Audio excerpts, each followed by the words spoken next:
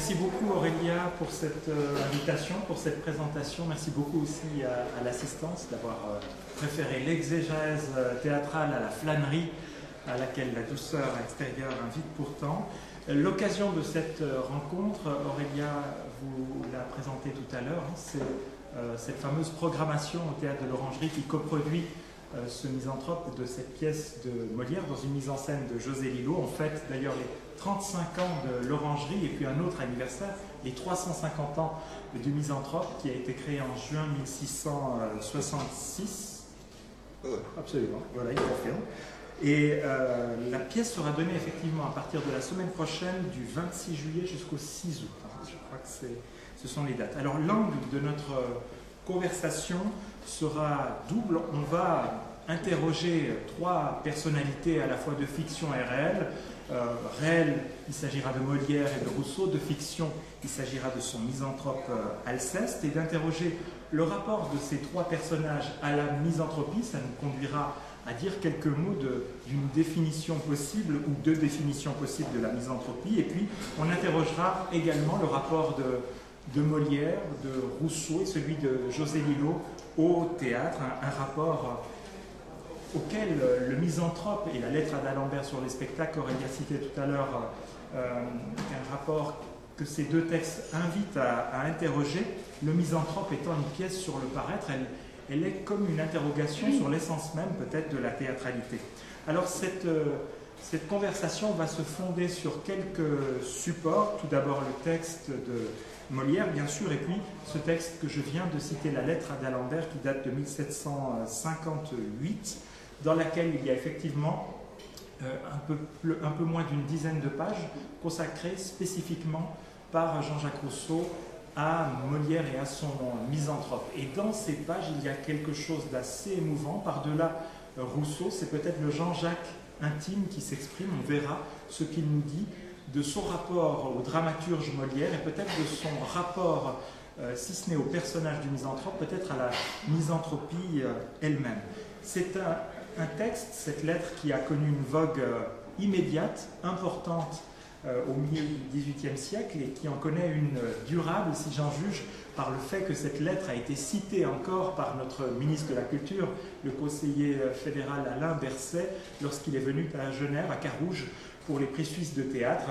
Il évoquait cette vogue malheureuse et ces héritiers malheureux de Rousseau qu'était, selon lui, la droite genevoise accomplissant des coupes dans la culture. On sait ce qui est advenu de ces coupes. Alors c'était peut-être faire trop d'honneur à nos conservateurs et peut-être être un peu injuste avec Rousseau. On verra qu'il a un rapport paradoxal au théâtre, un rapport paradoxal parce qu'effectivement certains considèrent qu'il y a une critique moralisatrice du théâtre dans cette lettre à d'Alembert, mais il défend certains spectacles d'un autre genre. On aura sans doute à le dire. Et puis enfin, il faut rappeler que Rousseau a été un spectateur assidu de théâtre, qu'il a été aussi un auteur de théâtre. On connaît une seule pièce jouée de lui, le Narcisse, jouée de son vivant, mais il y a également d'autres textes, 6 ou 7 autres textes de genres distincts, des parades, des tragédies, des comédies achevées ou non achevées. Donc il y a là, si ce n'est une contradiction, du moins un paradoxe à questionner. Je voulais effectivement corroborer ce qu'Aurélia vient de vous dire parce qu'il était spécifié que j'étais un spécialiste de Rousseau. Ça n'est absolument pas le cas. Je suis effectivement plutôt un praticien, un théoricien de l'action culturelle. J'interroge les liens entre démocratie et culture, art et social. Et puis il y a quelques années, il est vrai, dans ces mêmes murs, j'avais été invité à dire quelques mots d'une lecture tout à fait subjective de la lettre à d'Alembert, mais ça n'était en tout cas pas une critique universitaire ou une exégèse de cette ampleur-là. Il me faut vous dire encore donc que notre rencontre nous mènera jusqu'à 21h30. Ensuite, il y aura un apéro offert par la maison Rousseau et de la littérature. Et dans cette heure et demie, on va dialoguer pendant une heure 5. On verra le temps que prend notre conversation. Et puis, vous aurez l'occasion de poser toutes les questions qui vous viennent, de faire part de vos remarques, de votre connaissance, de vos interrogations autour de Molière et de Rousseau. Je vais commencer par interroger José Lillo sur son rapport au théâtre, sur son rapport de metteur en scène et de comédien misanthrope, et puis on approchera par le texte, José Lillo nous fera part de quelques moments du texte, nous lira quelques passages du misanthrope, et ce sera l'occasion d'interroger plus finement peut-être ces grandes problématiques du rapport à la misanthropie et du rapport au théâtre.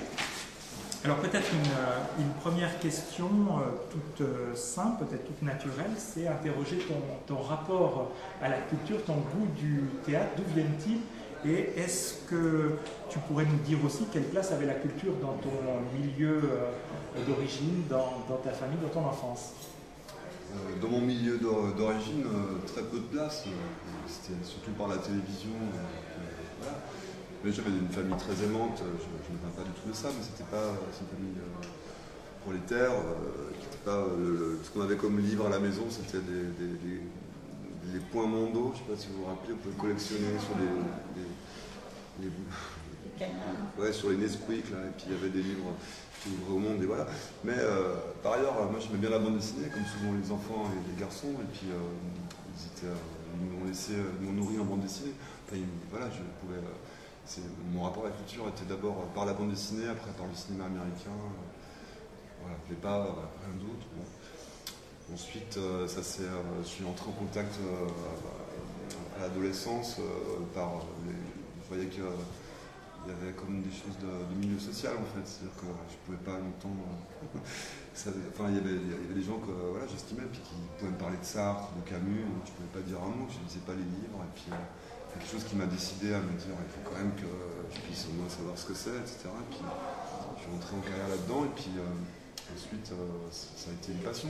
Mais c'est de tomber sur des auteurs en fait, c'est pas lire pour lire. Au début je me suis un peu forcé comme ça à lire les grands noms de ce que je connaissais, à Camus, à Sartre, ouais. Puis après il y a eu des auteurs qui accompagnent, qui donne des liens à l'existence en fait. Réellement que la culture n'est pas juste une affaire d'érudition, c'est pas ça en fait. Mais il y a un contact qui doit se faire et ça je pense que c'est une question importante parce que souvent nous les milieux culturels on a un rapport un peu velléitaire pour faire rencontrer les objets culturels alors que on ne sait pas, à un moment il y a des choses soudain ça déclenche. Et, ça me fait penser, pour citer par exemple sur les médiations culturelles, que sur un platon qu'on avait fait au Poche, un Borgias, il y avait eu des scolaires et puis il y avait un élève qui était toujours à la peine en littérature et en français, il s'était mis à lire, il s'était acheté, ça avait étonné sa professeure, et puis il avait eu un déclic. C'est qu'on peut provoquer ça en fait. Mais c'est pas qu'on veut, c'est pas qu'il faut vouloir le provoquer, c'est qu'il faut, je pense, le rendre possible. Et puis la meilleure façon pour ramener au théâtre, c'est que, pour réfléchir au théâtre, c'est que quand on fait un texte quel qu'il soit, on a l'occasion, ceux qui sommes à la scène, les acteurs, les metteurs en scène, tout ça, de rendre vivant l'œuvre, c'est-à-dire de la rendre vivante, de se dire et si elle se passait en effet, comment ce serait, à quoi elle ressemblerait, et ça peut convertir, ça peut faire rentrer, je suppose, moi c'est ce que je crois, ça peut ôter le caractère un peu très haut de la culture, comme ça, obligatoire, mais parler exactement comme un film américain où le cinéma plus facilement peut le faire. On n'est pas obligé de faire de la médiation, il y a des choses tout à coup qui... il me semble que c'est un aspect qui est un peu négligé dans la pratique du théâtre, qui a un côté un peu populaire, presque pop en fait, qu'on peut faire, ça poser vraiment, nous en pratiquant, ceux qui pratiquons, d'avoir un lien vivant à la chose. Et c'est pas évident en fait. Je pense que ça me vient à partir de l'acteur, parce que c'est tout le problème, de sortir d'un rapport mental qu'on peut avoir une compréhension du texte qui est là, mais de la faire passer dans un rapport d'expérience à la vie, c'est difficile, ça demande du temps dans les répétitions, et puis il faut des efforts. Et c'est cette transmutation-là qui est assez fascinante. Tout à coup, c'est vrai. Alors quand on regarde, quand on dirige, tout à coup on y croit, c'est ça que ça provoque. On n'y croit pas, donc c'est laborieux, et d'un coup on se dit, ah ben voilà, je crois à ce qui se passe, et puis c'est l'idéal pour le public, et là, voilà pour l'entrée dans la culture. Après je suis entré vite en amour avec des auteurs, des textes qui avaient un usage aussi, qui me permettait moi d'opposer quelque chose au monde. En fait, je trouve que dans le monde, on est limité, dans un monde de médias, on est limité au discours qu'on entend, aux opinions qu'on entend, mais que le livre, permet de... peu importe quand il a écrit, permet si on trouve son bien dans un livre, on peut opposer quelque chose, on peut avoir une variante. On n'est pas là, comme je trouve, on est quand même beaucoup dans la pensée unique, que la culture a un effet d'élargissement. On peut penser autrement, dans la différence, ça a sa place aussi. Puis c'était très oxygénant, cette découverte-là. C'est pas tous les livres, et puis c'est pas... si je vous recommandais des livres, ce ne serait peut-être pas les vôtres. Hein. Ben voilà, chacun a son chemin à faire là, quoi. Mais que cette partie-là est vraiment très importante de pouvoir sentir. Ça a été autrement, on peut penser autrement. Est-ce que tout le monde entend bien quand José s'exprime? Ça va? Tout le monde entend? Parfait. Bon, il y a quelque chose qui nous rend Rousseau très sympathique, c'est cette origine prolétarienne qu'on a l'un et l'autre. Et puis il y a un autre élément, on est plutôt de la tignasse que de la perruque, on est un peu des gueux, si on peut le dire ainsi. Puis un autre élément, c'est que nous sommes tous deux des enfants d'immigrés. Et je me demandais dans quelle mesure le fait d'être né dans une famille d'une autre culture que la culture du pays d'accueil nous rend particulièrement sensibles au code culturel de la société, à ses conventions et d'une certaine manière à toute cette théâtralité inhérente à la vie sociale. Est-ce que tu pourrais dire que ce statut d'enfant d'immigré a pu nourrir aussi cet intérêt pour le théâtre, ou en tout cas te permettre d'être particulièrement sensible à ces éléments de code? Oui, je pense, en fait, c'est un peu délicat comme question. Je pense dans l'enfance, comme il y a des crises d'identification, il y a comme le choix de se dire je m'identifie à ma famille, puisque c'est ma famille, je m'identifie. Donc, mes deux parents sont espagnols, parlent espagnol plus que français, donc je m'identifie. Et voilà, je suis plutôt espagnol en Suisse, et puis je peux devenir suisse, voilà. Ou je ne m'identifie pas, parce que, et c'est ce qui est arrivé, je ne me suis pas identifié. C'est sans déni, hein, ça veut dire, je ne me suis pas identifié, je me suis dit, mais eux, c'est leur trajet. Ça veut dire qu'ils naissent en Espagne, ils arrivent ici, ils ont un trajet Espagne-Genève. Moi j'ai un autre trajet, je nais là, deux parents espagnols, mais je suis dans une société qui est francophone, pas que francophone, je n'ai pas d'obligation de m'identifier. Je voyais des camarades qui, comme les vacances, c'est le retour au pays. Je trouvais ça déjà absurde enfant, c'est pas un retour au pays, c'est une entrée en contact avec des origines de parents qui sont aussi... Enfin, c'était un peu plus compliqué que le rapport identificatoire. Mais ça m'a quand même créé des crises parce que je me sentais ni espagnol, ni suisse, j'avais pas non plus ça. Du coup, voilà, c'est vrai que ça crée comme une crise de se dire comment on entre en contact avec les autres. Et peut-être que cette crise rend sensible à qu'est-ce qui fait qu'on est accepté, qu'on n'est pas pris pour un tel. Aux identités multiples que les personnages offrent aux comédiens aussi peut-être. Et puis les identités, c'est quelque chose pour moi auquel on décide de croire. C'est comme une entrée en religion. Enfin, voilà, les parents espagnols, ça propose d'être espagnol. Il n'y a aucune obligation de se dire oui, je vais être pour l'équipe d'Espagne, l'Euro. Il n'y a aucune obligation en réalité. On peut si on veut, et puis si on ne veut pas, et voilà, on peut prendre la part. Et puis que c'est des hybridations en fait. Du coup, c'est beaucoup plus hybride. Et puis après, dans les camarades, il y avait des Genevois, des Valaisans, des Portugais, des Italiens, il y avait tout un... C'est très cosmopolite. Et puis même en France, je me disais, on va vers un monde cosmopolite. C'est normal, sans rien nier, mais que l'identité allait prendre moins de place que, pour finir, l'époque dans laquelle on est, là, je trouve que c'est un peu terrible. Et que le théâtre, en tout cas, je reprends à partir de l'acteur, nous, on déconstruit les identités. On doit faire Alceste, c'est quoi ça? Comment on le prend? C'est bien quelqu'un qui croit, le personnage croit en lui-même. Alors comment il se construit? Qu'est-ce qui le fonde, etc. Et que c'est des choses qu'on doit faire pour le personnage, mais que dans la vie aussi on fait ça en fait. Des fois on a des croyances, on croit qu'on est soi-même, et puis des fois on se réduit si on fait ça. Enfin c'est délicat parce qu'il faut bien être quelque part aussi, être quelqu'un. Mais peut-être c'est plus mobile et souple que ce qu'on aurait tendance à le croire. Alors tu évoques le rapport à Alceste en comparant le rapport d'identité à la vie. Est-ce que tu peux nous expliquer ce choix de monter le Misanthrope en 2016? Est-ce que c'est un choix de metteur en scène? Est-ce que c'est un choix de comédien? Parce que tu vas assurer la mise en scène et prendre ce premier rôle qu'est le rôle d'Alceste, du Misanthrope. Ouais, c'est des chemins de traverse en fait. C'est que je cherchais, c'est tout bêtement, je cherchais quelque chose à proposer à l'Orangerie en fait. Comme c'est un théâtre d'été, je me dis, voilà, un classique ça convient bien. Puis je me disais une comédie, et puis j'en ai lu plusieurs de Molière, et puis me tombait un peu des mains quand même, je le trouvais très Molièresque. Et puis tout à coup, je relis le Misanthrope, et là je l'ai lu d'un trait. J'ai trouvé ça pas du tout une comédie, en fait, je trouvais ça extrêmement triste. Enfin, très tragique, ridiculo-tragique, voilà. Et puis ensuite, ce qui m'a décidé aussi, enfin, ça c'est parce que des fois les désirs ça naît très bêtement comme ça naît vraiment presque superficiellement. Pour dire qu'on en parlera après, mais que les metteurs en scène, on dépend de où c'est qu'on peut proposer des choses. Il y a des théâtres où on peut se dire qu'on peut peut-être proposer quelque chose, d'autres où on ne peut pas. Et là, ce serait par exemple, bon, en tout cas, je pouvais négocier ça à l'orange. J'aurais pas pu sûrement le faire ailleurs. Du coup, c'était l'occasion. Mais bref. Après, sur la misanthropie, je trouvais qu'on était dans un moment du temps où la confiance dans le genre humain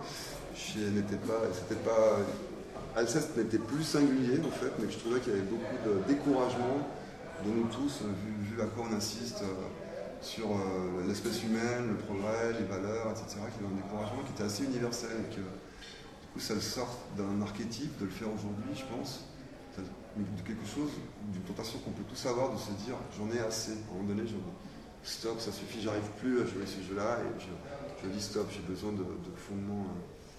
Que ça pouvait être plus universel. Ouais, c'est ça. Je crois qu'il y avait un intérêt, qu'il y avait une misanthropie diffuse.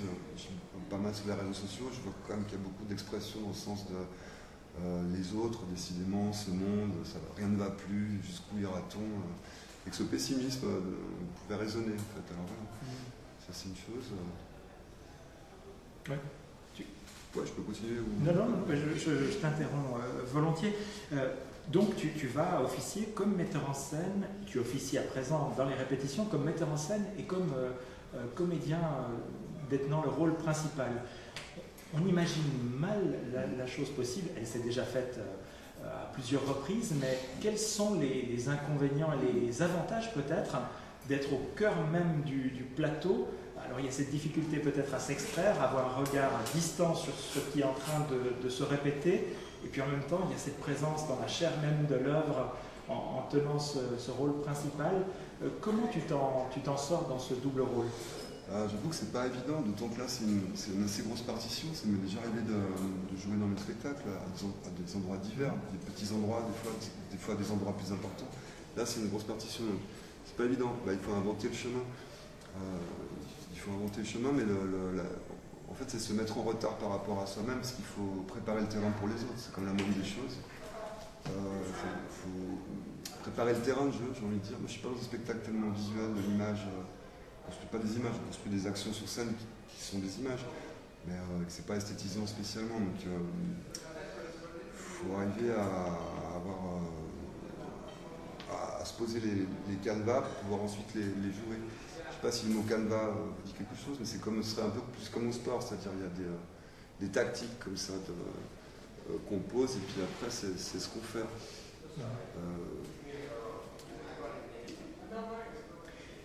Peut-être que tu peux nous parler aussi très concrètement la manière dont cette production du Misanthrope s'est déroulée.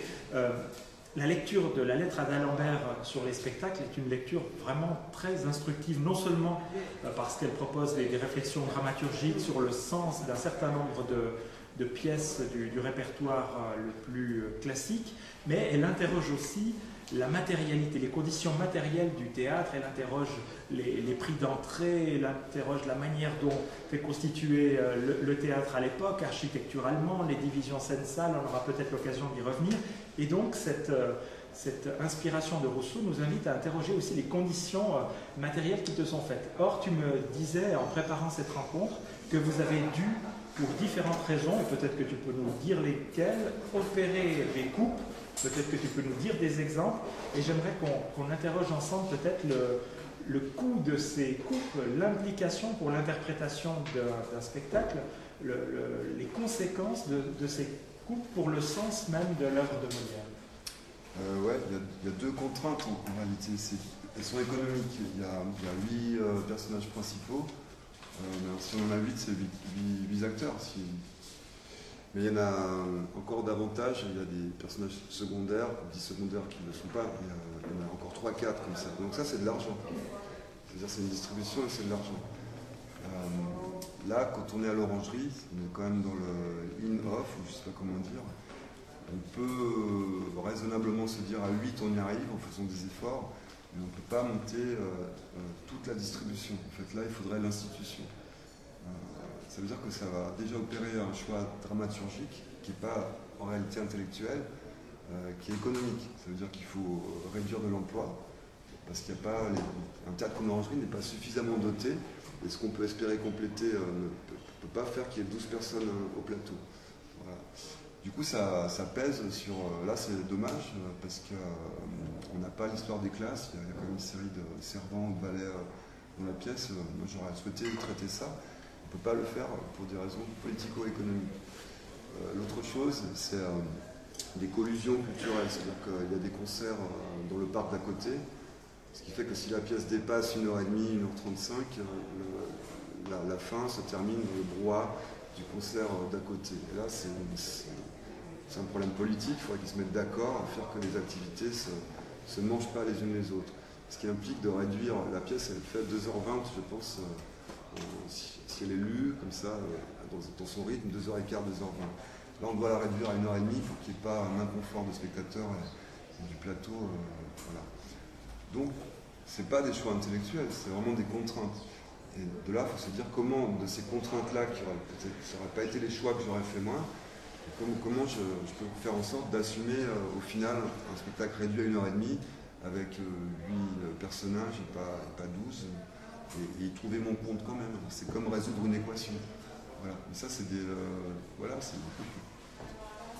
Ça veut dire qu'en fait, voilà, pour dire que si on voulait vraiment monter, pour dire les conditions qui nous sont faites, si on voulait monter vraiment le misanthrope en intégralité, ça peut se faire qu'à la Comédie ou à Carouge. Tous les autres théâtres, soit vous baissez les salaires et vous avez toute la troupe, mais alors, voilà, vous voyez, soit vous faites du dumping, vous avez tout, soit c'est que les institutions. Et puis il y a une série de... Enfin, pourquoi c'est-à-dire que nous, on n'est pas toujours là en train de se dire ah oui, ça, ce serait formidable de faire. On fait ce qu'on peut. Des fois, il y a des désirs qu'on a, mais il n'y aura pas, pour être mené à bien, on ne recevra pas les conditions économiques pour vraiment les pousser à bout. C'est des contraintes voilà, avec lesquelles les créateurs doivent se débrouiller. Oui, c'est vraiment un point, je crois, très prosaïque, mais aux conséquences très lourdes. On a déjà eu cette conversation, mais j'évoquais l'exemple du directeur précisément du théâtre de l'Orangerie, je crois qu'il ne l'était pas encore, mais qui avait monté un Hamlet au théâtre du Loup. Et de fait, pour des mêmes raisons économiques et non pas de bruit ou de concert estival dans l'immédiate proximité, il avait dû réduire sa distribution. Et donc c'était les petits rôles, une fois de plus, les rôles populaires, le peuple qui disparaissait de la distribution. Et ça amenait dans le cas très précis d'Hamlet, qui est pour moi une fresque non seulement interrogeant l'intimité la plus ténue de l'être humain, mais une fresque sociale, une fresque politique. Ça amenait le public à tendre vers une interprétation plutôt psychanalytique d'Hamlet, en survalorisant les rapports d'Hamlet et de sa mère, et ça perdait cet aspect qui a rendu le théâtre de Shakespeare extrêmement populaire en son temps. Donc effectivement, quand on s'interroge sur la démocratisation de la culture, quand on voit que les conditions matérielles faites au théâtre suppriment le peuple de la scène, peut-être qu'il faut être peu surpris de son absence dans les salles aussi bien. J'avais envie d'interroger ton rapport à Rousseau, sachant effectivement que Rousseau avait écrit quelques pages immortelles, on va dire, sur le misanthrope. Je sais que tu les as relues récemment et même avant peut-être les répétitions. Est-ce que ces pages-là t'ont inspiré dans ta dramaturgie? Est-ce que tu t'es servi de Rousseau pour mieux comprendre le sens de cette œuvre, ou est-ce que tu te libères de tout commentaire? Non, pas du tout servi. Enfin, je l'ai lu, ça aurait pu servir, des fois ça sert, mais en fait non. Parce que je préfère vérifier par la scène, en fait, c'est-à-dire qu'on regarde la scène et puis on voit ce qui se passe, et puis c'est comme s'il fallait... Rousseau reproche à Molière de l'avoir ridiculisé, d'en avoir pas de ses vertus, d'en faire un ridicule. Mais moi, je suis pas parti sur... on n'est tous pas partis sur quelque chose de vertueux spécialement. On est parti plutôt d'une situation, c'est-à-dire, je dis au début du texte, il est en rupture, il entre en carrière dans sa misanthropie, il en a marre, là, il s'est passé quelque chose, il a vu son ami être mondain, et c'était la goutte de trop. Il n'est pas déjà l'homme misanthrope, il est tout frais dans sa misanthropie, de se dire, là, stop, je me retire, là. Son ami va à sa rencontre pour lui dire qu'est-ce qui se passe, etc. Puis il lui dit ses reproches. Et c'est comme si c'était débordait, qu'il y avait un trop plein. Il n'est pas encore le misanthrope. Il entre en carrière. Et après, pour dire qu'il me semble que c'est discuté d'une manière archétypale en fait chez Rousseau, et que la scène, alors ça serait un choix de faire des archétypes. Je pense qu'on l'a souvent vu comme ça de manière archétypale. Nous, on n'a pas pris ce choix-là. On se dit c'est quelqu'un qui est en rupture et qui essaye de mener sa rupture à bout. Dans le premier acte, il va intensifiant, ses affirmations s'intensifient en fait. Ça ne vient pas tout seul, il part d'un point de vue, puis après son ami lui oppose de la raison un peu, et lui s'enfonce en fait, comme ça nous arrive quand on veut absolument, les mordicus, tenir affirmer ce qu'on dit en fait, alors qu'on nous propose des contradictions, lui il ne les prend pas. Voilà. Après il y a la scène avec Oronte, si vous connaissez la pièce, il y a un poète qui vient pour être de ses amis. Il n'est pas misanthrope du tout, tout de suite, avec cet écrivain qui lui montre, qui veut lui lire un poème pour. Il essaie de sauver les formes et il est poussé à bout, et puis après il ira à son éclat. Pour dire que ça s'écarte en fait d'une lecture qui serait de théoricien ou intellectualiste, comme ça, où on prendrait pour acquis qu'on a là un type de caractère, la misanthropie, et qu'elle est fondée sur le fait qu'il a un idéal des êtres humains. Et qu'il aurait raison et qu'il n'aurait donc pas de ridicule. Nous, on n'a pas du tout pris ça. D'autant que dans sa relation à Célimène, il est alors nettement moins vertueux, et que là, à le lire à l'aune d'aujourd'hui, on trouve que c'est un type qui est quand même profondément jaloux, profondément à surveiller son amoureuse, à ne pas être tolérant de qui elle reçoit, qui ne le reçoit pas. Et si on le prenait en répétition avec une sensibilité d'aujourd'hui, on trouvait qu'il était limite pervers narcissique même. Il y a eu des improvisations, là on en fait presque un cas pathologique, c'est-à-dire que parce que Molière lit la misanthropie à un attachement irrationnel qu'il a à cette coquette dans le texte, mais qui est coquette. Là aussi on s'est dit, on ne va pas se dire elle est coquette en effet, c'est pas parce qu'on dit d'elle qu'elle est coquette qu'elle est en effet une coquette superficielle.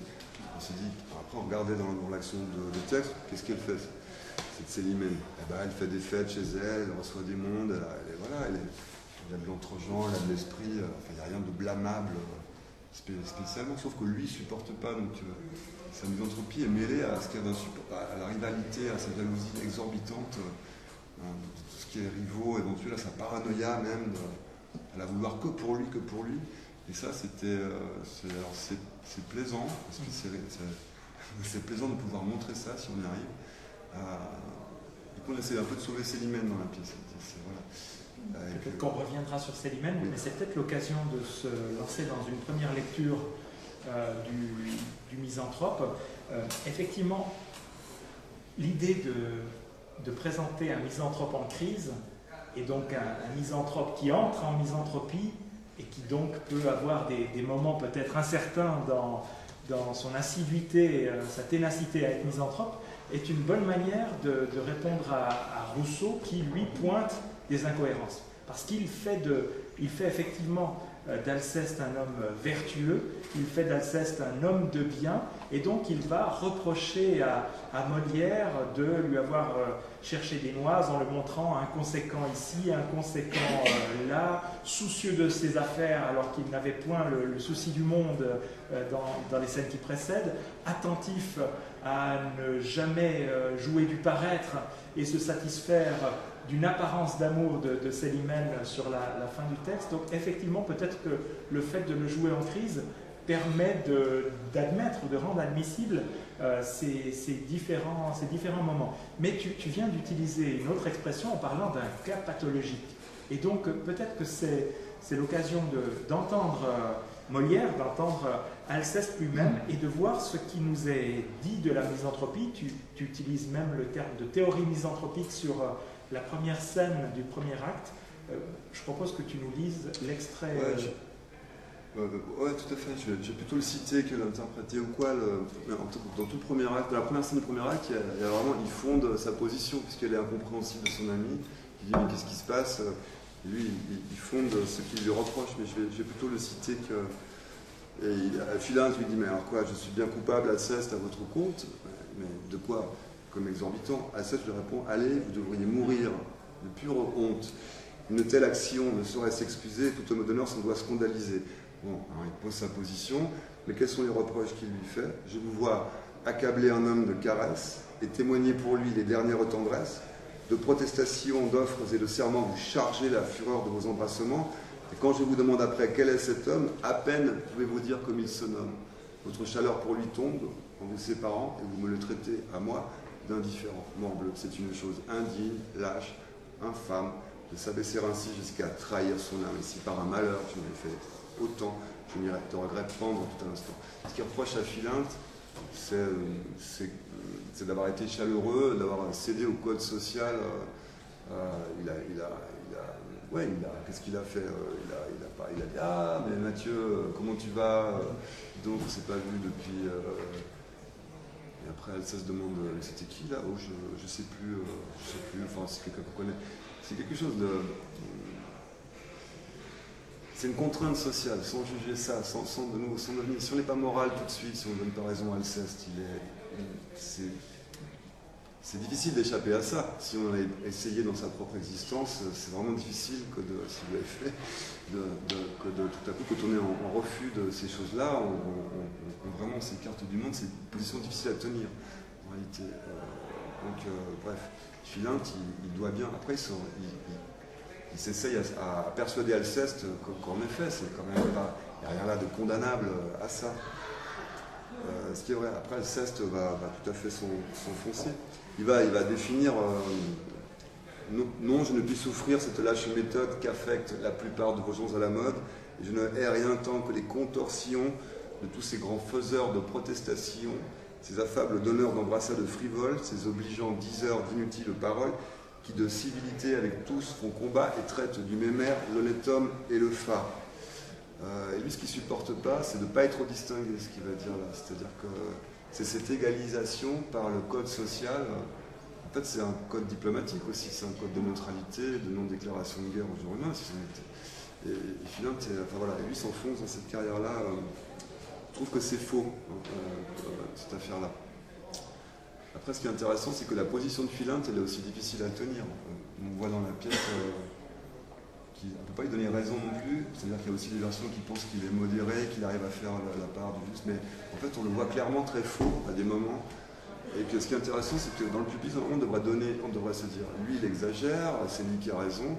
Après, on voit le Philinte en mauvaise position à flatter quelqu'un, on va se dire, ah ben non, ça c'est vraiment de l'hypocrisie, et finalement, Alceste n'avait pas tellement tort, etc. Puis, ça, c'est plutôt que des inconséquences, ça serait plutôt des contradictions, mais qui sont comme inhérentes à la vie en société. Et si on suit cette piste-là, on peut arriver au fait qu'on ne peut pas condamner complètement aucun des personnages.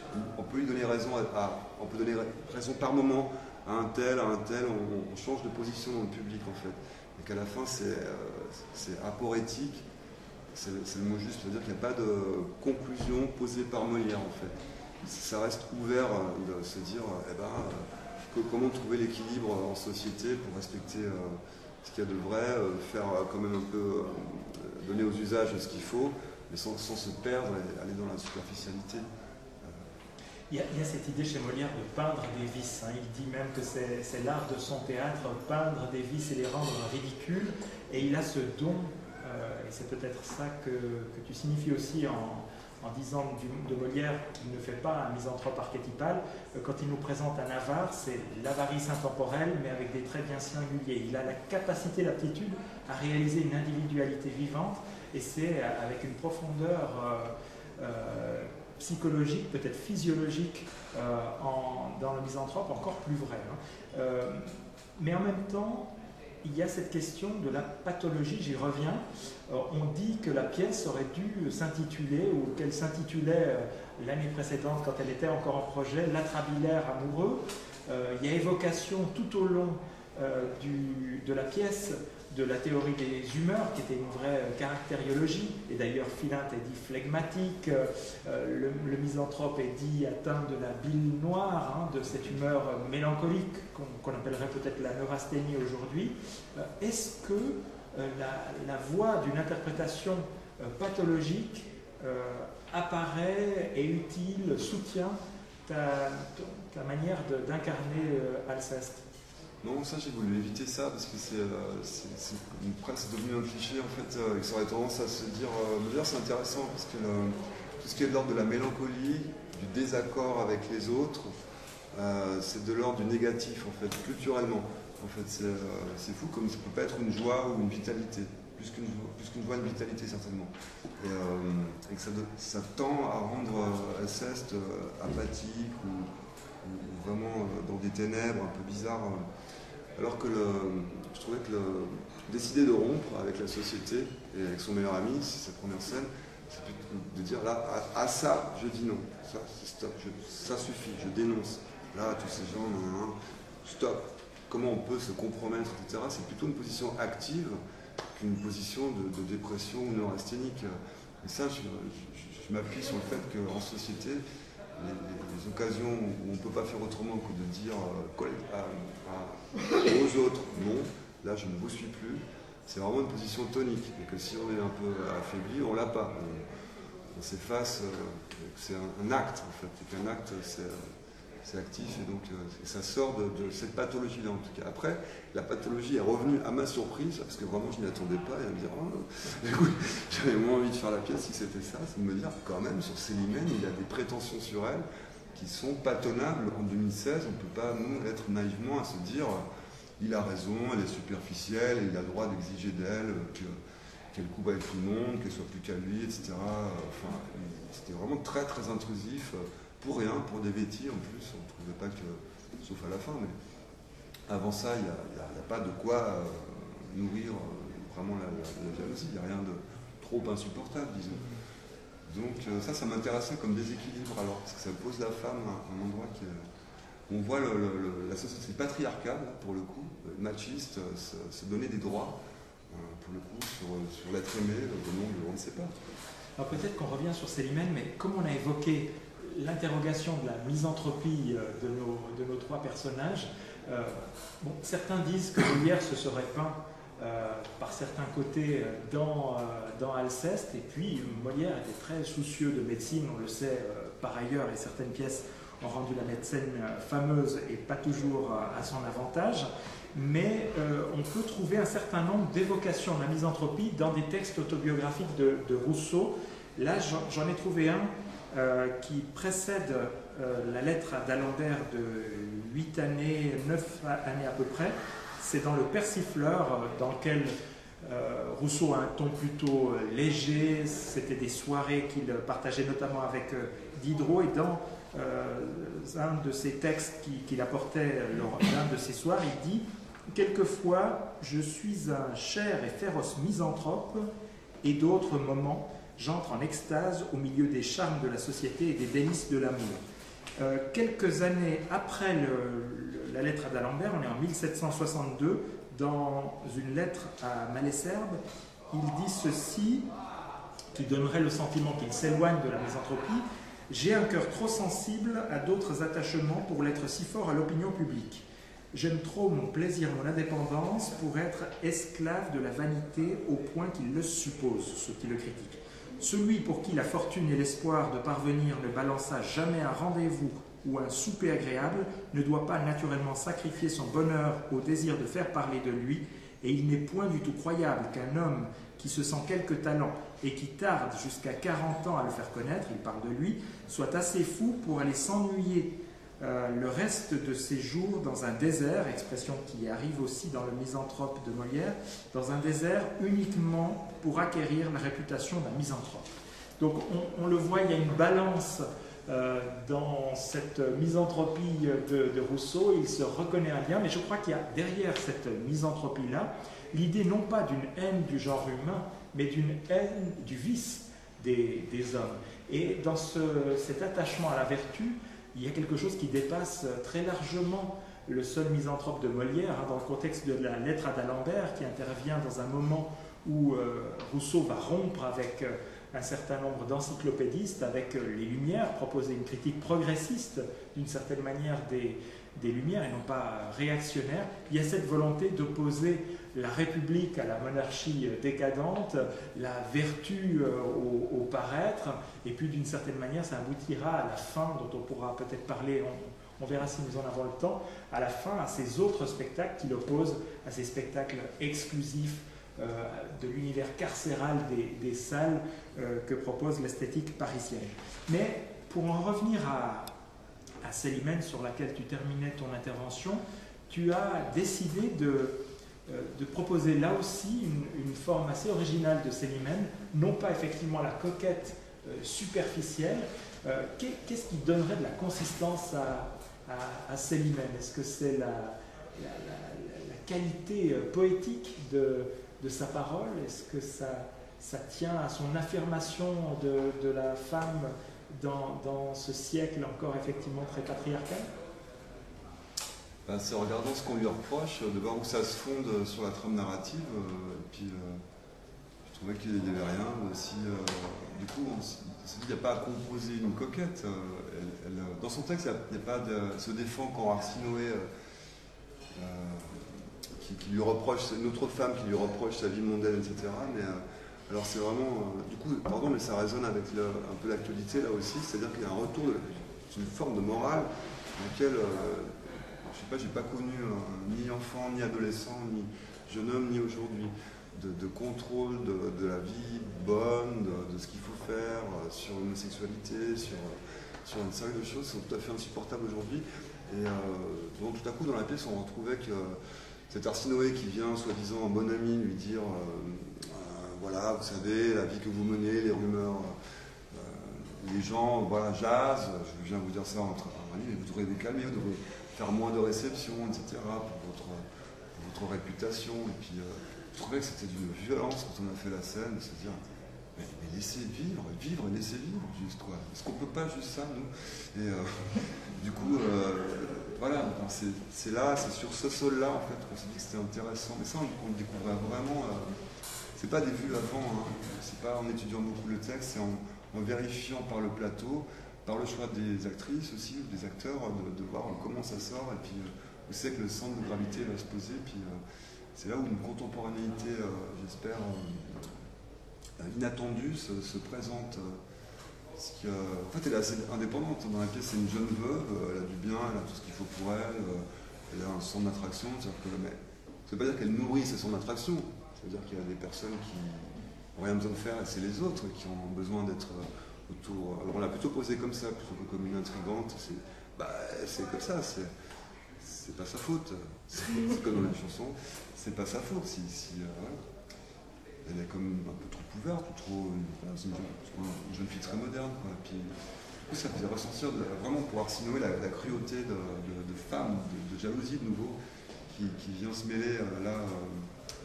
Est-ce qu'il y a un moment du texte que tu pourrais nous lire et qui illustrerait cette possibilité-là de comprendre avec plus de délicatesse, plus d'empathie le personnage de cette coquette, effectivement, qu'on peint parfois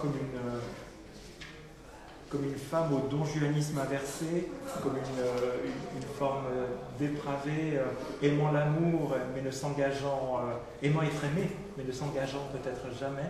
Est-ce qu'il y a un passage qui pourrait illustrer cette autre manière plus compréhensible? En fait, il faut prendre chez Arsinoé ce qu'elle lui reproche, c'est elle qui va dire ce que la société dit d'elle, on le trouve dans Arsinoé. Mais on va voir que c'est pas grand-chose, hein, en fait. Peut-être que tu peux dire un mot du personnage d'Arsinoé, pour ceux qui n'ont pas la pièce en tête, qui est cette femme? Elle est plus âgée que Célimène, elle est du côté religieux, etc. Donc elle incarne l'autorité religieuse, vraiment la morale pour le coup catholique à l'époque, et pas de débordement, etc. Nous, on n'a pas du tout pris ça. C'est une pruderie aussi. Un peu. Oui, c'est ça, c'est la prude. Mais on n'a pas été dans les archétypes, on s'est dit vraiment qu'est-ce qui se reproche. Alors, elle lui dit Célimène nous propose, voulons-nous nous asseoir, sinon il n'est pas nécessaire. Madame, l'amitié doit surtout éclater aux choses qui le plus nous peuvent importer. Et comme il n'en est point de plus grande importance que celle de l'honneur et de la bienséance, je viens par un avis qui touche votre honneur, bon, il y a beaucoup de... témoigner l'amitié que pour vous à mon cœur. Hier, j'étais chez des gens de vertu singulière où sur vous, du discours, on tourne à la matière. Et là, votre conduite, avec ses grands éclats, bon, qu'est-ce que c'est? Madame eut le malheur qu'on ne la loua pas. Cette foule de gens dont vous souffrez visite, est-ce qu'il y a quelque chose de blâmable à ce stade-là? Je ne dirais pas aujourd'hui. Votre galanterie, bon ça c'est déjà plus une allusion un peu méchante, et les bruits qu'elle excite, ça c'est les ragots, trouvèrent des censeurs plus qu'il n'aurait fallu. Alors on sait bien qu'il y a rapidement des envieux, si des cas de la vie qui prend quelque part, il y a toujours des gens pour condamner ça. Et bien plus rigolo, vous pouvez bien penser quel parti je suis prendre, je fis ce que je pus pour vous pouvoir défendre, je vous excusais fort sur votre intention et voulu de votre âme être la caution. Mais vous savez qu'il y a des choses dans la vie qu'on ne peut excuser quoi qu'on en ait envie, et je me vis contrainte à demeurer d'accord que l'air dont vous viviez vous faisait un peu tort. Donc c'est des choses très superficielles dans le ragot en fait, dans ce qui suffit pour accuser et condamner quelqu'un. On voit que là la matière, si en dramaturge on se dit qu'est-ce qui lui est reproché, donc quel est le cahier des charges dont on hérite, c'est pas grand chose, de grands éclats, foule de gens, bon, il n'y a pas de quoi non plus, donc ça pose du coup Arsinoé du côté de l'excès.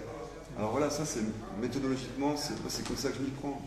Alors je sais que du coup, des fois c'est intéressant ce qu'ils disent, Rousseau d'autres, mais de toute façon, quoi qu'ils disent, il faut toujours se prendre le texte et se dire quelle est la matière concrète de ce qu'il est reproché, qu'est-ce qu'on entend. Alors bien sûr, on peut dire, ah oui, mais galanterie, c'est sûr que là, elle couche avec tout le monde, on peut, mais on sera d'accord que c'est un peu forcer l'interprétation et qu'on n'est pas obligé, on peut si on veut, si on désire faire une version comme ça, on le peut, on n'est pas obligé de se dire ça, on peut se dire aussi que c'est une projection, enfin une méchanceté de la part d'Arsinoé. C'est-à-dire que ça pose que en fait, les textes, y compris les classiques, ne sont pas si fermés, leur vérité n'est pas définitivement écrite, en fait, y compris dans leur matière textuelle, et que toujours, il faut que l'interprétation s'y ajoute, et que l'interprétation, alors c'est la variété à l'infini de toutes les versions qu'on peut faire, y compris nous ce qu'on fait, en fait, une version parmi l'infini des possibles qu'il y a de faire. Et ce qui est intéressant aussi quand on travaille au présent, c'est que si on reste ouvert sur l'époque, c'est que les sensations d'aujourd'hui nourrissent ça. C'est-à-dire que peut-être ça, je ne vous dirais pas la même chose si je l'avais fait il y a 20 ans. Ça, il y aurait le champ culturel où il ne serait pas le même, quoi. Je pense que tu pointes là une chose qu'il est important de garder à l'esprit aussi quand on lit Rousseau. Je pense que Rousseau commente un misanthrope qu'il a vu à la Comédie Française, dans une version bien singulière, bien particulière, et ce qu'il reproche à ce misanthrope, c'est d'avoir effectivement ridiculisé la vertu et de nous avoir intéressés au vice. On peut imaginer que le parti pris du comédien, je crois que c'était Grandval qui incarnait Alceste, même si c'est plutôt un comédien qui avait des habitudes de tragédien, on peut imaginer que son parti pris n'était pas égal au tien et que la version contre laquelle il réagissait était une version dans laquelle on donnait matière au parterre à moquer des moments où Rousseau voyait plutôt la grandeur d'Alceste. Absolument. D'ailleurs, ça c'est très intéressant, c'est qu'en effet, une intervention de théâtre sur un texte, quand on le voit, on se dit « Ah, le texte c'est ça », en fait, mais non, c'est ce qu'en fait l'interprétation. Donc du coup, ça ne permet pas forcément de parler du texte. Donc, en effet, c'est troublant ça. Ouais. On arrive à 21h, peut-être une dernière question, et puis ensuite on ouvre au public présent pour ses propres remarques et interrogations. J'avais envie, comme dernière question, d'interroger sur un moment de bravoure assez exceptionnel du misanthrope, mais enfin il y en a vraiment quantité d'autres. C'est la scène du sonnet. Il est question d'un sonnet. Peut-être que tu peux nous dire en deux mots la situation, mais cette scène oppose un sonnet et une chanson issue de la culture vernaculaire, et puis il y a une vraie dispute autour des mérites de l'un et l'autre texte, de l'un et l'autre élément culturel. Et j'avais envie, puisqu'il y a une forme d'art poétique au cœur même de cette pièce, d'interroger ton jugement de goût, d'interroger tes choix esthétiques, et est-ce que tu penches du côté d'Oronte ou du côté d'Alceste dans l'évaluation comparative de ce sonnet d'Oronte et de cette chanson qui n'est pas d'Alceste, mais à laquelle effectivement qu'Alceste oppose au texte d'Oronte et qui est issu, non pas de la nuit des temps, mais vraisemblablement des décennies précédentes, voire du siècle précédente, selon l'allusion. Est-ce que tu veux nous dire peut-être la situation et puis ensuite ton penchant? Ouais, tout à fait. C'est de nouveau l'acte 1, c'est la scène 2. Oronte, poète, monte pour demander l'amitié d'Alceste et ce faisant, lui demande son avis d'intellectuel sur le poème qu'il a écrit, qui est tout frais et qu'il lui lit pour obtenir. Sur quoi Alceste prévient qu'il n'est pas du tout. C'est pas une bonne idée de lui demander son avis, surtout de dire ce qu'il pense. Mais bref, et on a du coup à quoi après Alceste opposera une chanson populaire. Et du coup, on a un conflit esthétique d'anciens et des modernes. Le moderne est Oronte, là, pour le coup, mais alors que, si on peut dire, qu'écrit Oronte? Oronte, il dit, ça s'appelle l'espoir. L'espoir, il est vrai, nous soulage et nous berce un temps notre ennui. Mais Phyllis, le triste avantage, lorsque rien ne marche après lui. Bon. Ça n'a pas ma faveur, moi. Parce qu'on reste un peu suspendu à se dire, ils vont en venir où? L'espoir, ok. Il est vrai. On n'a pas fait un pas, nous soulage. Ah bah super. Ouais, c'est bon. Voilà, si on prend comme ça pas à pas, alors peut-être après ça va s'améliorer, mais et nous berce un temps notre ennui. Bon, c'est des lieux communs quand même, dans une sorte de pré-malarmé, c'est une forme pré-malarméenne un peu, je ne sais pas comment dire, il essaye un peu de jouer, voilà. Mais Phyllis, d'où ça sort, ça Phyllis, on dirait on ne sait pas. Le triste avantage, quoi, lorsque rien ne marche après lui. Franchement, ça vous a ému. Je défie. L'interprétation n'est pas très compatissante. Non, c'est sûr. Il paraît que le public a apprécié à l'époque de Molière, que le public n'était pas d'accord avec Alceste et trouvait le sonnet très bien fait. Parce qu'il y a de la forme, on sent qu'il y a un effort esthétique, il y a un vouloir écrire, ou qu'il y a une proposition de forme, allez, pour être... Oui. Bon. ça n'engage à rien. Voilà, exactement. À quoi Alceste oppose si le roi m'avait donné Paris, sa grande ville, et qu'il me fallut quitter l'amour de mamie, je dirais au roi Henri, reprenez votre Paris, j'aime mieux mamie, au guet, j'aime mieux mamie. C'est presque une chanson pop. C'est à l'économie d'un tube de Dépêche Mode ou je sais pas quoi. Si le roi m'avait donné Paris, là on a compris, ouais, on a envie de savoir la suite. Sa grande ville, ok.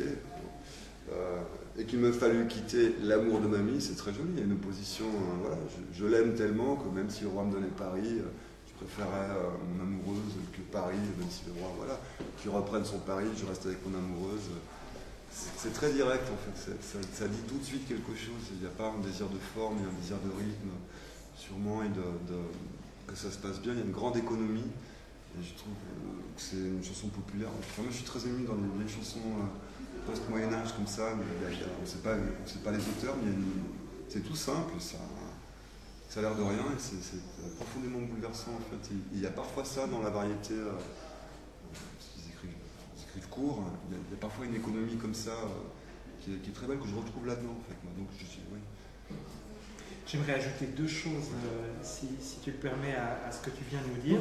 C'est effectivement un point sur lequel je m'attendais à lire Rousseau dans sa lettre à d'Alembert. Il y a 3 lignes sur la chanson, mais qui ne nous disent pas véritablement ce qu'il en pense. Mais je me disais qu'au cœur, effectivement, du Misanthrope, il y a cette évocation d'une culture vernaculaire qui est précisément celle qu'il va défendre au terme de sa lettre, en évoquant ces formes spontanées qui émanent du peuple, qui font des spectateurs, des acteurs eux-mêmes, qui font de chacun des participants sans barrière entre scène et salle. Et on a l'impression qu'effectivement, une chanson populaire qui se diffuse, qui a peut-être une origine également collective, pouvait cristalliser là une idée commune à Molière et à Rousseau. Malheureusement, il ne la commente pas, peut-être pour ne pas donner l'avantage à Molière au moment où il utilise sa pièce pour condamner les comédies. Mais j'aimerais, et je terminerai par là, citer un autre passage de la lettre à d'Alembert, parce qu'il faut dire aussi que Rousseau reconnaît vraiment beaucoup de qualités, un charme invincible s'agissant de Molière. Il dit aussi l'admirer fort, et puis il souligne, bien qu'il déplore le fait que Molière rende ridicule la vertu d'Alceste, il souligne cette chose-là qui me paraît très belle. Il dit, dans toutes les autres pièces de Molière, le personnage ridicule est toujours haïssable ou méprisable. Dans celle-là, quoiqu'Alceste ait des défauts réels dont on n'a pas tort de rire, on sent pourtant au fond du cœur un respect pour lui dont on ne peut se défendre. En cette occasion, la force de la vertu l'emporte sur l'art de l'auteur et fait honneur à son caractère. Quoique Molière fît des pièces répréhensibles, il était personnellement honnête homme, et jamais le pinceau d'un honnête homme ne sut couvrir de couleur odieuse les traits de la droiture et de la probité. Il y a plus. Molière a mis dans la bouche d'Alceste un si grand nombre de ses propres maximes que plusieurs ont cru qu'il s'était voulu peindre lui-même. On peut imaginer qu'il y a là effectivement un commentaire fondé de Rousseau, et que sans doute ce commentaire-là offre un miroir du rapport propre de Rousseau au misanthrope. On va peut-être terminer ainsi et ouvrir maintenant à vos questions. Est-ce qu'il y en a, ces micros qui ne nous ont pas été utiles peuvent peut-être servir à présent?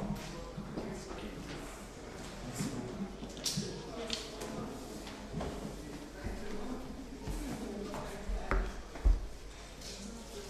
Deuxième question. Je vais essayer. Merci beaucoup. J'aimerais revenir à la première question que vous avez posée. Vous avez dit comment vous êtes approché du théâtre. Est-ce que vous pouvez dire si vous avez un souvenir d'une pièce de théâtre que vous avez vue à 10 ans ou à 12 ans ou dans votre adolescence? C'était pas parce que j'ai vu, c'était par le désir d'en être en fait. Je pense que c'est souvent un chemin des acteurs, ils commencent par vouloir qu'on les regarde avant d'avoir de l'intérêt eux-mêmes à regarder les choses en fait. Oui, c'est après en fait que les spectacles éblouissants ont changé aussi mon idée du théâtre, parce qu'au départ, et c'était mon cas, mais ça arrive souvent, on a une idée narcissique, on veut plaire, on veut séduire, on veut être comme des acteurs de cinéma ou je sais pas quoi, où il y a beaucoup d'entrées dans la profession comme ça en fait. Après on est détrompé par la pratique, par les écoles et par ce qu'on voit en fait. Donc c'était quelque chose de... Et aussi pour sortir d'une timidité aussi qui était un peu étouffante, et puis tout à coup se réinventer, car la scène permet ça, elle libère en fait, elle permet de se réinventer, de sortir vraiment de ce qu'on est en fait. Et j'ai remarqué que ça m'était arrivé en fait. Je savais pas si je serais un bon... J'avais peur que ça m'arrive pas, puis tout à coup alors je me suis dit ouais, peut-être je peux insister. Et voilà. Mais pour dire que c'est pas un rapport culturel, c'est un rapport vaniteux, narcissique. Regardez-moi, intéressez-vous à moi, est-ce que je fais rire? Mais qui est pour dire que tous les chemins sont bons, puisqu'on n'en reste pas nécessairement là en fait. Si pourvu qu'on se fasse détromper, pourvu qu'à un moment donné on se dise ah, en fait c'est au service de quelque chose, on peut se raconter ensemble des choses, c'est pas nécessaire d'être comme ça. Est-ce que vous voyez ça vous tout seul ou avec un groupe? C'était à l'école en fait. C'était d'abord à l'école primaire, un spectacle de fin d'année, puis après dans des choses qu'on faisait entre enfants, oui, de la même génération, pas professionnellement en fait. À l'école de commerce, il y avait des spectacles de fin d'année qui étaient un peu potaches, où on écrivait des textes, on faisait des parodies des professeurs et tout ça, puis on faisait ça, puis on se défoulait, puis voilà, c'était par là. Parce que Rousseau, lui, il veut promouvoir ou privilégier justement le groupe. C'est ça, son souvenir éternel, c'est quand il est adolescent et qu'il voit le groupe qui défile à Saint-Gervais. Oui. Et c'est ça qui est son archétype, c'est ça son vœu pour le théâtre. Ouais, mais je trouve qu'il est un peu spontanéiste. En tant que metteur en scène, je veux dire, c'est quoi un groupe, c'est vraiment très difficile. Même avec des acteurs, pour avoir des effets de groupe, on va y passer la journée. Il faut vraiment l'articuler, c'est pas spontané. Si c'est spontané, là pour moi, ça c'est intéressant, parce qu'on peut se dire comment réussir ça. Mais c'est pas donné, on réunit les gens et maintenant on va faire un groupe tous. Ça va donner quelque chose d'un peu sordide au départ. Non, mais il n'y a pas du tout de spontanéité. Chez lui, c'est un rituel de Saint-Gervais qui chaque année défile. Oui, c'est un Et lui, rituel. il explique cela. Il explique l'émotion collective de groupe où les femmes, les enfants, les adultes en uniforme défilent. C'est ça qui est important pour lui. Bien sûr, mais c'est un rituel. C'est-à-dire là, on n'est pas tout à fait dans le théâtre, même si le théâtre a des liens très forts avec les rituels. On est un peu quitté ça, mais il est spectateur aussi. Il se dit, ça devrait être ça le théâtre. Mais ce qu'il ne voit, ce n'est pas du théâtre. C'est un rituel qui favorise. Il y a toutes des conditions culturelles qui font que les gens qui le voient passer ne se disent pas qu'elles font du théâtre.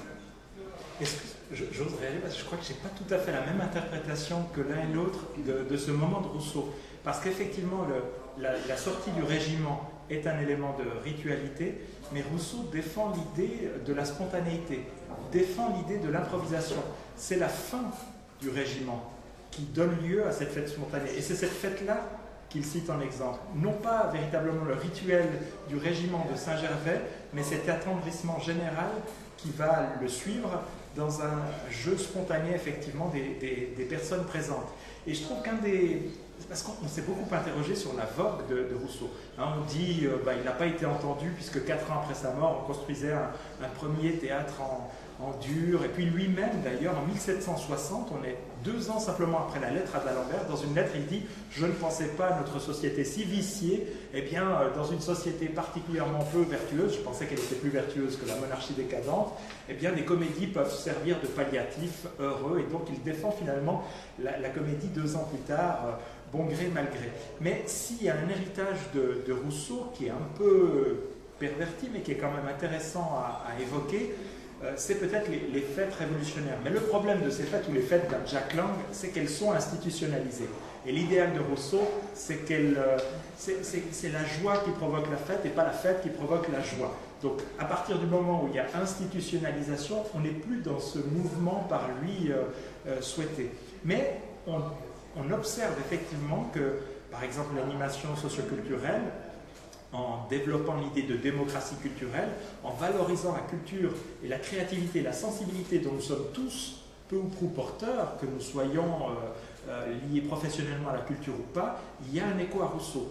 Quand on voit dans ces troupes la volonté de sortir le spectacle des salles fermées, il y a un lointain écho à Rousseau. Quand on voit dans les années 70 du XXe siècle la volonté de rompre avec cette barrière scène-salle et d'aller vers la quadrature ou d'intégrer le spectateur à même le spectacle comme l'a pu le faire le Living Theatre, même si on n'est pas dans cette image ni de Saint-Gervais ni le deuxième exemple, hein, parce qu'il prend un deuxième exemple antique à Sparte, on n'est ni dans l'un ni dans l'autre, mais on est quand même dans un écho déformé, mais écho quand même aux préoccupations de Rousseau et en cela c'est vraiment intéressant. Mais ceci pour dire, je crois que la spontanéité est une chose qui a sa faveur et l'institutionnalisation de la fête apparaîtrait peut-être une contradiction dans les termes pour Jean-Jacques. Non, cette fête lui permet de proclamer l'amour qu'il a pour son père. Et ça, c'est un amour qui est extrêmement heureux d'écouter et de développer. Absolument. C'est ça qu'il faudrait parler. Absolument. Merci beaucoup.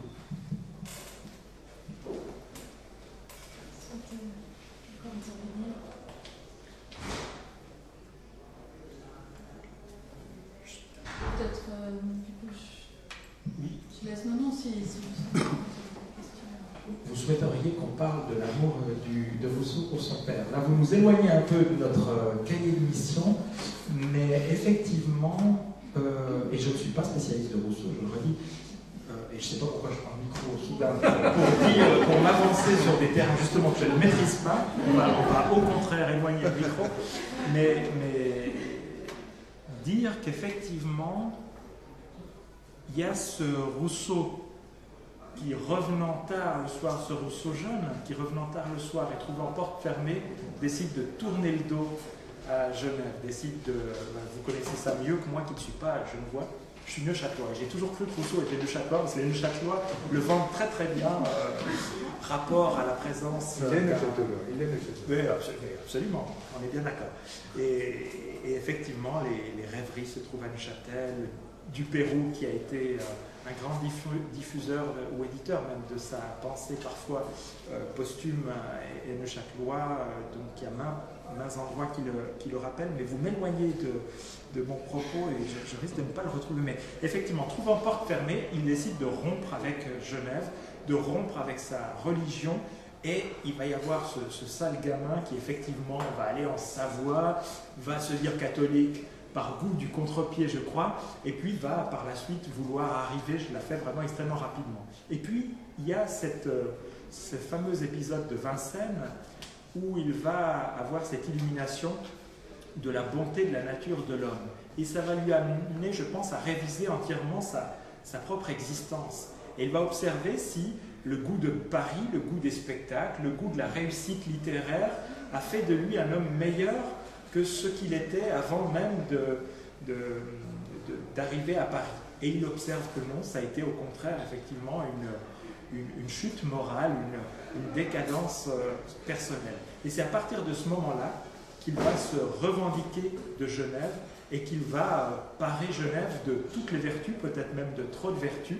Il va y voir la province par opposition à la capitale, la république par opposition à la monarchie, l'égalité par rapport à l'asservissement, et donc il va effectivement vouer à son père et à sa manière de valoriser Genève, dont vous rappelez l'écho dans une note finale de la lettre à d'Alembert. Il va effectivement dire son amour du père.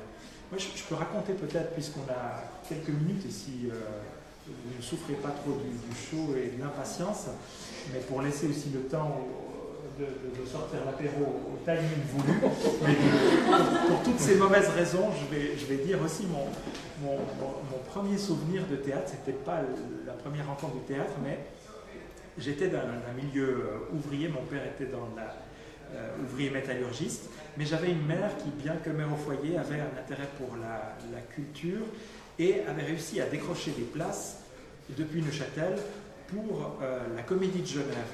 Et ce jour-là, je devais avoir 12 ans ou je ne sais quoi, se donnait le Don Juan de Molière dans la version inoubliable, ça fait bien de le dire, mais pour moi elle le fut, de Beno Besson. Et on avait même obtenu, avec un petit quart de Neuchâtelois, d'assister à une répétition.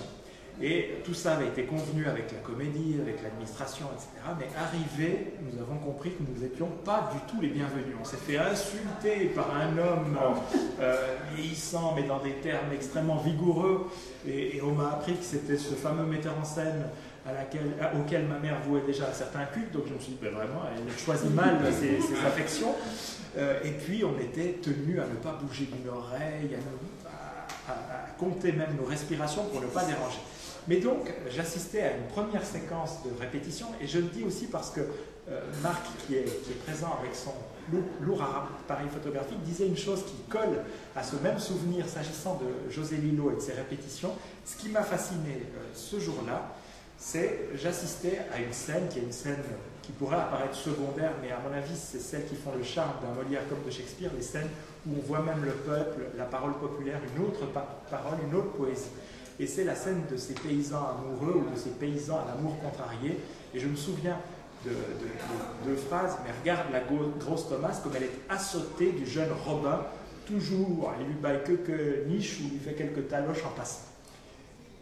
Et pour quelle raison je me souviens de ces deux phrases? Parce que dans les 2 heures où nous étions présents, c'était les seules que j'ai entendues. Et Marc disait de José qu'il peut répéter 2 heures sur une même phrase.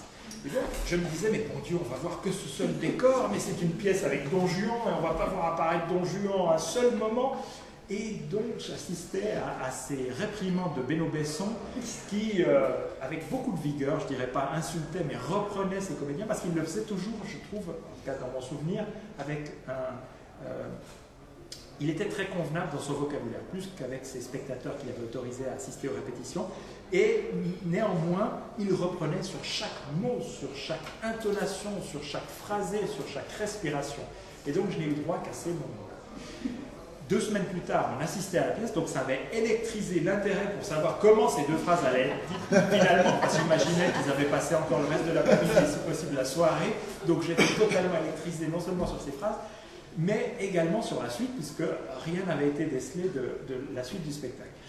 Ceci pour dire que ça avait été plutôt une déconvenue sur le moment même, mais que dans les semaines, les mois qui ont suivi, le simple fait de voir des adultes préoccupés par 2 phrases que 2 paysans échangeaient, et même pas 2 phrases, 2 vers que 2 paysans échangeaient, je me disais, il y a là quelque chose d'absolument précieux que je ne comprends pas encore, mais qui mérite qu'on mette tant de passion, tant de temps à l'épreuve de la scène. Et donc j'étais parti avec l'idée qu'obscurément le théâtre avait une grande valeur, je ne maîtrisais pas celle-ci, mais j'en étais parti convaincu, et c'était plutôt par une séquence qui était a priori de nature à frustrer le jeune garçon que j'étais. Est-ce qu'il y a d'autres questions, d'autres remarques? Je veux bien oui, en rester une pour le plaisir en fait, de vous entendre encore, mais peut-être sur la traduction, en fait, sur ce rapport au texte, au livre, à sa fidélité, et la liberté que se donne le metteur en scène. C'est des choses qui me travaillent aussi quand Lilo, José, tu reprends quand même ces passages de cette même, et tu défends en fait cette interprétation dans le texte. Et je me disais, mais qu'est-ce qui t'indique, ou qu'est-ce qui te pousse à quand même te légitimer dans le texte, alors que tu pourrais en faire autre chose complètement, t'en affranchir, le créer, et puis du texte finalement t'en balancer? Est-ce que envisageable, ou est-ce que quand même, quand tu montes un Molière, tu dois, je vais la faire un 70%, un 75% du texte? Tu as parlé aussi des contraintes économiques, des contraintes qui font que tu dois te passer de quelques personnages. Qu'est-ce qui fait qu'à un moment tu te dis, mais non, je dois quand même rester dans du Molière, ou quelque part les gens qui viennent ils veulent entendre ça? Peut-être je le livre un peu comme ça, mais ça c'est passionnant. Et jusqu'où tu vas dans ta liberté de dire, bah moi ma lecture est complètement autre chose, et puis j'y mets ce qui m'importe. Alors ça c'est passionnant parce que qu'est-ce que c'est un texte? D'abord c'est ce qu'on en dit. Enfin, moi je sais, avant de m'intéresser, je sais que les gens disent des choses. Des gens très éminents, tout ce qu'on veut, qui ont mille qualités, mais ils n'ont pas forcément raison. Je sais ça parce que je m'intéresse à la philosophie, je vois que ça arrive aux plus grands philosophes, ils n'ont pas nécessairement raison, et que dans la bibliothèque, tous les livres sont en désaccord les uns avec les autres. Bon, on se calme, on n'a pas encore on ne doit rien à la vérité, on ne sait pas où elle est, ce qu'elle va nous décider. Donc c'est pareil avec un texte. Donc, quel est le garant d'un texte si ce n'est lui-même? Et comme tout à l'heure avec Arsinoé, c'est-à-dire, je sais qu'on me dit ça d'elle, que je devrais penser ça de Célimène, mais un peu comme un réflexion. Mais qu'est-ce qui me le garantit? Je fais une enquête un peu, presque là ça devient un policier, c'est-à-dire, c'est vraiment de mettre à plat le texte et de me dire qu'est-ce qui est vraiment dit. Là, en effet, c'est le cas. En effet, c'est le cas, il faut traiter. Ou alors, en fait, soit je crois, je donne raison à Arsinoé, elle a raison. Les gens savent des choses qui se sont vraiment passées, et elle a raison dans sa critique. Soit ce sont des ragots, ceux qui font de la rumeur n'est rien en fait. Mais c'est toujours dans les pas du texte, et là pour le coup dans la matérialité du langage. Et en fait ça j'y tiens énormément, quel que soit le texte, que ce soit Molière, que ce soit Karl Kraus, que ce soit Platon, que ce soit n'importe Kleist. Il y a une matérialité qui est celle sur laquelle nous autres, et là c'est d'abord le dramaturge en fait qui doit intervenir avant le metteur en scène, qui doit rendre des comptes à une lecture qu'il faut rendre légitime en fait. Alors en tant que metteur en scène, on a le droit de faire violence, on a le droit de se dire ah il y a une scène comme ça, je vais la traiter comme si, parce que ça va en mettre plein la vue, etc. Et ça va même faire illusion en fait. Mais dès qu'on est dans les pas du texte très attentivement, des fois on voit qu'il n'y a pas de quoi prendre appui sur ce qui est dit pour en effet faire ça, et d'autres fois, et c'est les metteurs en scène que j'admire, tels Ostermayer ou des gens comme ça, alors on peut être pas d'accord, mais ont une lecture très rigoureuse, et pourtant ils y injectent une liberté qui est extrêmement grande, qui fait qu'à la fois on ne reconnaît pas l'œuvre, mais on la reconnaît, elle découvre, on dirait elle est comme ça. En effet, et que c'est important que le théâtre ne soit pas non plus une chose d'avant. Trouver cet équilibre entre aujourd'hui, on est aujourd'hui, c'est même pas nos âges, hein, c'est qu'on est en 2016 tous, en 2016 il s'est produit ça. Alors nous tous qui sommes vivants, il s'est produit ça. Nous savons, ça nous modifie, etc. Et que nous soyons un peu poreux, nous autres artistes, à ça, parce que ça a des effets sur le sens. Le sens, c'est pas une chose, c'est toujours articulé, dialectisé avec il y a ce que Bourdieu appelle un champ, quoi, qui nous agit tout le temps, nous déplace, nous doit être poreux. pour dire, alors ouais, bon, c'est la matérialité du texte qui fonde. Après, de voir où c'est qu'il y a des libertés, où c'est que là, je me prends une licence d'interprétation, je tire un peu, et c'est plus intéressant, mais c'est quand même fondé, enfin, il y a tout un tas de degrés de variation qui sont possibles. Mais que du coup, l'idéal, c'est dramaturge, metteur en scène, en effet, quoi. Et dramaturgie ouverte, pas fonder la vérité, mais là, plus dans une école philosophique, philosophie analytique, voilà, tout ce qu'on peut faire au sens, en fait. On peut faire au sens un ensemble de choses. On peut tout faire, on peut tout faire. On peut le faire ressembler à tout. Quand on est metteur en scène, on peut vraiment donner une apparence, celle qu'on veut, on dira, ah oui, on peut faire comme si on la fonde. Et c'est plus intéressant d'être vraiment dans les pas du texte. Et c'est pas, ça n'enferme pas, en fait. Au contraire, ça n'oblige pas à obéir strictement à rien. Ça permet de s'approprier, de se dire, ah mais en fait... Et ça passe par l'acteur, en fait. Ça, je me rends compte, pour moi, je me dis toujours, ah ouais, si j'avais ça à faire ou à dire, où c'est que ça s'incarne, où c'est que ça se pose sur du concret, puis après, il n'y a plus qu'à dire. Parce que dire, en fait, ils se disent des choses. Ça, c'est une des difficultés, on n'a pas parlé aussi, c'est qu'Alexandrin, on voit vraiment dans la tête pour l'interprétation. C'est un énorme travail de le faire descendre et de pouvoir le dire, sans le banaliser, de respecter sa structure à peu près, et de pouvoir, ils se disent des choses, ils se disent, là, tu m'énerves, je t'ai vu saluer quelqu'un, après je te dis c'est qui, tu sais même pas qui c'est, mais va au diable. Qui est cette sensualité-là dans les mots, ça c'est un énorme effort. Parce que d'abord il y a l'artifice, le langage étant un artifice, on est dans une artificialité, et voilà, les efforts sont grands à faire pour que ça descende. C'est dommage que je trouve au théâtre, souvent on reste un peu dans un entre-deux, voire que dans un truc, le texte. Textuellement, il est écrit ça. Oui, alors d'accord, je peux le lire. C'est pour ça, plutôt que de rendre vivant. Puis qu'il n'y a pas d'antagonisme là. C'est pas... Respecter un texte, ça ne veut pas dire perdre la liberté. Au contraire, ça veut dire fonder sa liberté d'acteur sur une ligne claire qui a été vérifiée. Et au niveau des décors, des costumes, si on sort un peu du texte, vous prenez des libertés de ce côté-là ou vous restez fidèle à l'époque? Non, c'est des devoirs de fidélité qu'on n'a pas. En fait, ça, il faut savoir que dans l'histoire, c'est aussi des inventions, qu'autrefois les tragiques grecs étaient joués en costume élisabétain. Quand c'était les élisabétains, donc ils n'avaient pas de problème. Après, c'est des choix esthétiques. Je trouve pas tout à fait bien de faire aussi une version d'époque, mais alors là, il faudrait des moyens considérables pour avoir Donc, nous n'avons pas ces moyens-là. Nous avons les soldes là. Nous avons les soldes, nous faisons une contemporaine. Nous n'avons pas des moyens de décor aussi, à moins de baisser les salaires des acteurs. Donc, on prend les murs de l'orangerie. On va se dire, c'est là que ça se passe, dans cette bâtisse-là. Ça fait comme un décor qu'on n'a pas payé. Voilà. Après, il faut faire tenir le truc. Non, c'est pas des vraies obligations en réalité. Parce que quand on est public, on accepte assez la convention. Oui, mais il dit le roi. Oui, mais le roi, bon voilà, on accepte ces conventions-là. On n'est pas obligé d'être en 1666. Alors, des fois, ça peut donner des occurrences qui sont amusantes aussi, de ce qu'on appelle le roi ou telle chose. On arrive au terme du moment qui nous était imparti. Je voudrais peut-être juste rajouter un petit mot par rapport à la question de Sylvain.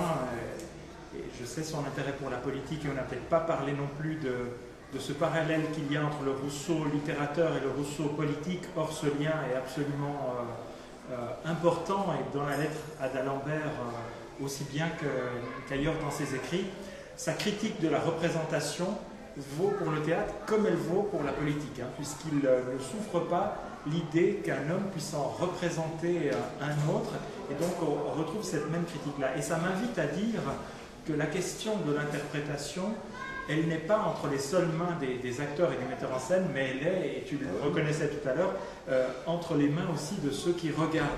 Et si on suit cette velléité d'une démocratie radicale, on pourrait discuter le mot, de Rousseau, peut-être qu'il faudrait reconnaître aussi que le sens doit être l'objet d'une transaction collective. Et dans cette même veine, et peut-être qu'on peut en terminer là, Rousseau qui a beaucoup parlé théâtre, et vous savez qu'au théâtre on parle, s'agissant des personnages, d'emploi, eh bien Rousseau disait « il n'est pas d'emploi plus important, plus précieux que l'emploi d'homme », et peut-être que ça doit être la conclusion aussi du regardeur ou des lecteurs que nous sommes face aux œuvres de Molière et de Rousseau aussi bien. Merci José, merci Aurélien, merci beaucoup à vous de votre patience et de votre présence surtout, et puis de votre participation.